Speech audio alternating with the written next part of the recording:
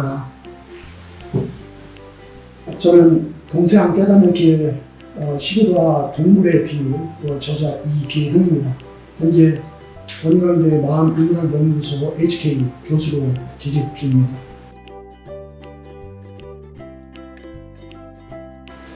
먼저 이 책에 대해서 간략하게 소개를 하자면, 이 책 제목에서 볼 수 있듯이 이 책은 동서양 깨달음의 두 정통, 그러니까 동양과 서양, 불교와 또 서양 철학의 정통을 대표하는 두 개념 혹은 두 비유법을 가지고서 깨달음의 개념을 소개, 비교, 종합하고 있는 책입니다. 이 책을 읽어야 되는 이유 중에 하나라고 한다면, 일단 어느 책이나 그렇지만은 독자들의 니즈에 따라서 책을 선택해서 읽어야 되겠지만, 적어도 이 책이 독자에게 기여할 수 있는 부분이라고 한다면, 마음 공부 및 인문학의 기본 정신 혹은 개념이 무엇인지를 알고자 하는 독자들에게 이 책이 좀 유용하지 않을까라는 그런 생각을 해봅니다. 성격으로 봐서는 좀 철학책에 해당됩니다. 기본적으로는 이 책은 깨달음 개념에 대한 핵심적인 해설을 담고 있는데요. 마음 공부에도 일종의 순서가 있습니다. 그러니까 마음 공부를 무작정 한다고 해가지고 되는 일이 아니라, 마음 공부를 함에 있어서는 우선 중심되는 것이 깨달음이기 때문에, 깨달음이라는 게 과연 무엇인가 그에 대해서 좀 이해를 먼저 하고 나서 마음 공부에 돌입하게 되면 훨씬 좀 수월하고 효율적으로 마음 공부를 할 수 있다고 생각합니다. 그러니까 그러한 배경에서 이 책이 시작됐고요. 이 책은 이미 말씀드린 것처럼 깨달음과 관련해서 동양과 서양의 개념이 좀 다른데, 물론 기존 연구들이 특히나 서양 같은 경우는 많지는 않습니다. 그러나 제가 동양의 깨달음에 관련된 논의들이 풍부한 반면, 서양에 다소 미비한 점이 있어서 그것을 좀 보강하려고 노력했고요. 그런 의미에서 이 책의 차별성을 놓고 본다면, 우선 동양의 깨달음만이 아니라 서양의 깨달음 개념도 일단 소개하고 있다. 그리고 다른 한편 이 책은 물론 학술적인 책이긴 하지만은 대중들이 좀 더 수월하게 이 깨달음 혹은 마음 공부에 접근하게 하기 위해서 그림 내지 우화, 비유 이런 것들을 가지고서 마음 공부를 혹은 깨달음 개념을 소개하고자 했습니다. 그것이 이제 동양에서는 시구도고요. 서양에서는 플라톤이 스스로 제시한 그 동굴의 비유라고 할 수 있겠습니다. 이 책이 갖는 또 하나의 특징이라고 한다면, 기존 그 시구도에 대한 그 성격이 다른 해석이라고 할 수 있는데요. 어떻게 보면 대안적인 해석이겠죠. 기존의 그 시구도 해석은 주로 소를 중심으로, 예를 들어서 검은 소를 흰 소로 바꾸는 그런 거에 초점이 맞춰져 있는 경향이 강했는데요. 그래서 마음 공부란 마음을 길들이는 식으로 이해를 하는 경향이 많은데, 저는 이 책에서 그 단계 이전에 우선 우리에게는 목동에 해당되는 그런 마음이 부재하다. 그러니까 마음 공부를 시킬 혹은 할, 혹은 실천을 할 수 있는 그런 주체가 부재하기 때문에 마음 공부가 되지 않는 관계로, 마음 공부의 핵심은 우선 목동을 등장시킨 것이라고 보고, 시부도를 그러한 시각에서 재해석을 했습니다. 그러는 가운데 타율치유적인 어떤 마음 공부보다는 자율치유적인 마음 공부를 제시하고 있습니다. 그리고 또 다른 하나는 물론 책의 후반부에서 제시되고 있는 건데, 수학의 위상학이라고 있는데, 이 위상학을 깨달음 개념과 연결시켜서 좀 더, 그러니까 위상학을 이해를 하게 되면 깨달음을 이해할 수 있는 그런 기회를 좀 제시하고자 노력했습니다. 그래서 위상학을 이해를 하게 되면 깨달음 개념을 이해하기가 한결 수월해진다는 또 다른 기존의 연구에서는 있지 않은 것을 제시하고 있습니다. 이 정도 선에서 이 책이 갖고 있는 어떤 특징들을 혹은 차별성을 얘기할 수 있겠고요. 그 다음으로는 이 책에서 어떻게 보면 이 책만이 아니라 이 책을 계기로 해서 좀 독자들이 꼭 알아야 될 그런 상황이 있다면 그것은 다름이 아니라 일단 기본적으로 마음 공부라든가 깨달음 이런 문제들은 우리의 마음, 즉 에고라고 보통 얘기를 하죠. 에고의 극복이나 추월에 있다고 할 수 있는데, 즉 고삐 풀린 망아지를 길들일 수 있고 또 순화시켜서 활용할 수 있는 그런 자원이 필요한데, 방금 전에 말씀드린 대로 어떤 그 훈련만 하려고 하게 되면 사실은 성무당이 사람 잡는다고 사실은 이 훈련을 시킬 수 있는 목동이 제대로 훈련도 안 됐는데 훈련만 시키려고 하게 되면 상당히 괴롭습니다. 마음 공부가.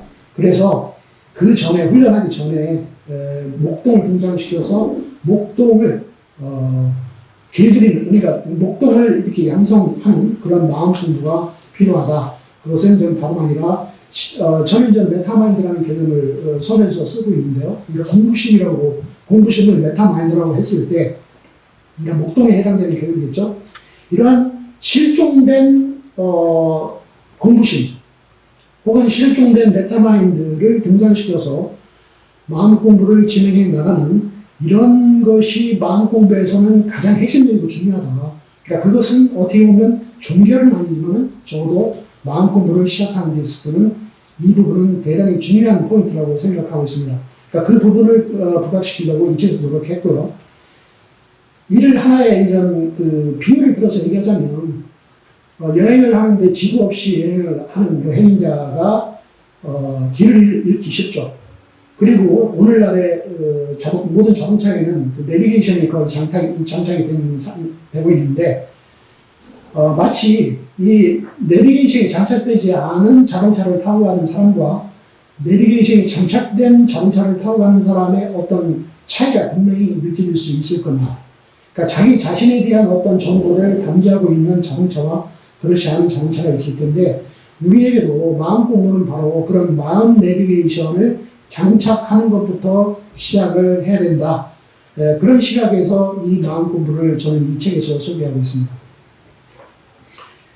가장 중요한 것은 어쨌든 마음 공부에서는 이 마음 내비게이션을 늘상 가동시킬 수 있는 습관을 길러야 된다. 그리고 또 다른 하나, 이런 어떤 그 마음 내비게이션을 장착을 하고 켰다고 해가지고서 자동적으로 우리 마음이 좋아지는 건 아니겠죠. 다만 이제 그런 조건 하에서 에고와 관련해서 생각을 내려놓는 혹은 생각을 넘어서는 혹은 생각으로부터 나오는 그런 훈련이 필요하기도 하지만, 다른 한편으로는 생각을 정선해서 사용할 줄 아는 그런 응실법이 또한 필요하죠. 이 두 개의 그 방향이 적어도 동양과 서양의 그 마음 공부의 방향을 좀 규정짓는다고 볼 수 있겠는데, 주로 생각으로부터 생각으로부터 빠져나와서 혹은 생각을 내려놓는 것이 동양 전통의 마음 공부의 어떤 두드러진 특색이라고 한다면, 서양 같은 경우는 토론 논쟁을 통해서 항상 자기 혼자 생각하는 것이 아니라 타자, 동료와의 어떤 논쟁, 토론을 통해서, 그것은 이제 우리가 소크라테스의 그 다이얼로그에서도 볼 수 있는 그 부분인데, 이런 부분들이 어떻게 보면 그 동서양의 서로 다른 그 마음 공부의 특색이라고 할 수도 있겠습니다. 그래서 에고와 관련해서는 생각을 내려놓는 공부도 중요하지만, 우리가 생각을 개진하더라도 그 개진된 생각을 늘상 서로 컨트롤하고 하는 그런 과정이 좀 필요하다라는 좀 색다른 마음 공부, 그러니까 동서양의 마음 공부를 종합하는 그런 게 필요하다고 저는 생각했습니다. 그리고 또 다른 하나는, 동양은 혼자서 하는 마음 공부를 강조하지만 서양은 사실은 토론과 논쟁을 통해서 마음 공부를 하는 그런 전통이 강한데, 서양에서는 그러니까 언어 중심의 마음 공부라 손치더라도 그것은 늘상 어떤 통제를 받고 컨트롤을 받는 그런 과정으로서 혼자 진행하는 것이 아니라 다른 사람들과 함께 진행하는 특성이 있습니다. 이 후자 같은 경우는 사실 이 마음 공부 현장에서 제대로 강조가 안 되는 부분인데, 이러한 부분들을 앞으로 눈여겨볼 필요성이 있다고 보여집니다. 그래서 이제 이 책에서 적어도 동서양의 마음 공부 개념을 좀 종합한다고 했을 때는, 이러한 동양의 그 생각 초월의 공부와 서양의 생각을 갖다 통제하는 공부, 그리고 혼자 하는 공부와 그리고 함께하는 공부, 그리고 하나는 좀 수직적인, 그러니까 내가 나를 더 통제시키는 그런 수직적인 어떤 측면에서의 마음 공부가 필요하다고 한다면, 일상 속에서 나 아닌 다른 사람과의 그 소통을 통해서 하는 마음 공부가 또한 강조될 필요가 있다고 저는 이 책에서 좀 묘사를 했습니다. 자, 마지막으로 독자들에게 하고 싶은 말은, 이 책은 적어도 일단은 개념적인 형태로 마음 공부 및 깨달음에 대해서 설명을 하고 있고 또 해설을 하고 있기 때문에 그 자체가 수행을 위한 책은 아닙니다. 그래서 저도 앞부분에서 말씀드린 것처럼 이런 마음 공부라든가 수행을 위해서는 무작정 돌입하는 것보다는 그 전에 깨달음이 뭔지, 마음 공부가 뭔지, 예를 들어서 인문학이 뭔지 이런 것들을 제대로 이해하고 난 다음에 그 개념 하에서 수행을 해나갈 때 좀 더 효율적인 마음 공부를 할 수 있다고 생각합니다. 그래서 이 책은 그런 것과 관련해서 직접적으로 수행에 기여하는 책이 아니라 수행 전에 마음 공부라든가 깨달음을 이해하고자 할 때 유용한 책이라고 할 수 있겠습니다. 무엇보다도 마음 공부는 삶의 매 순간, 어느 다른 곳에서 따로 하는 공부가 아니라 삶의 매 순간, 삶의 현장 속에서 늘 실천하는 것이 가장 중요합니다. 이 책은 그런 것을 위한 하나의 전초 자원이라고 할 수 있는 부분만 기재를 했지만, 앞으로 여러분들이 이 책을 기반으로 해서 또 수행을 하고 또 그 수행을 실제 삶의 현장 속에서 적용해 나가고자 할 때 최종적인 것은 우선 삶의 매 순간에서 마음 공부, 즉 마음 내비게이션을 켜고 삶을 살아가는 것이 중요하다는 점을 직시하고 마음 공부에 매진해 주기 바랍니다.